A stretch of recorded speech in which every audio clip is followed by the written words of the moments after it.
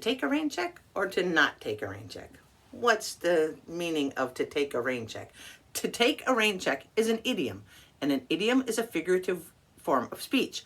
We're not literally taking a check from the rain or giving the check to the rain. No, if you take a rain check, you are saying a polite way that you're going to do something later. You can't accept the offer right now, but maybe later. For example, hey, you want to go to the party with us?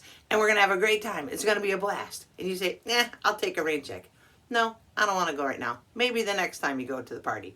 See how much quicker it is to just say, I'll take a rain check? Why do we say I'll take a rain check instead of, hey, maybe next time? I don't know, but now you can read and understand this set of sentences, I hope. My friend asked me if I would like to go to the water park. I said, I'll take a rain check. What? Come on, English.